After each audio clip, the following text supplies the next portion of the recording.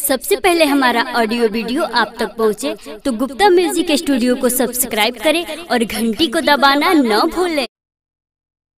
जबानिया fridge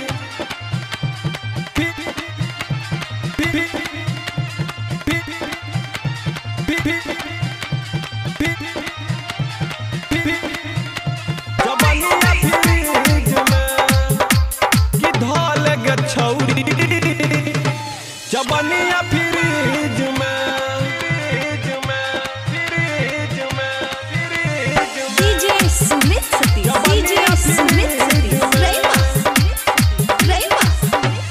चढ़ल जबानी सचुबै छो पानी, चढ़ल जबानी सचुबै छो पानी, किया डलबै छबे ना समीज में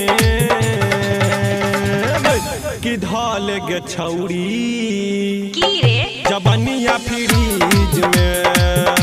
कि धल गे छौरी जबानिया फ्रिज में। अभी अपने आप सब सुन रहल छी मैथिली स्टार म्यूजिक के गुप्ता म्यूजिक स्टूडियो कसमा मरार, गुप्ता म्यूजिक स्टूडियो कसमा मरार। जबानिया फ्रिज में कि धल गे छौरी जबानिया फ्रिज में डीजे सुमित सतीश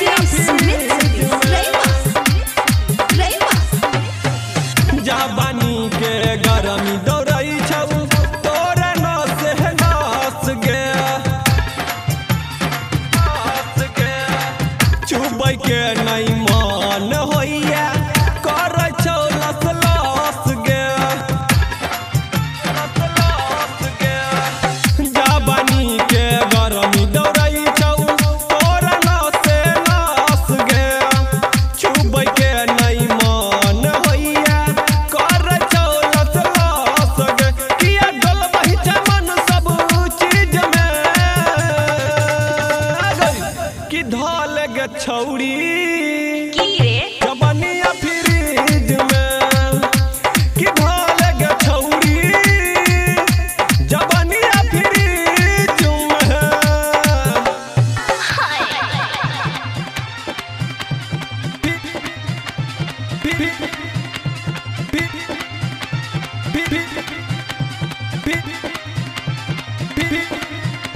जबानिया फ्रिज में कि धल गे छौरी जबानिया फ्रिज में डीजे सुमित सतीश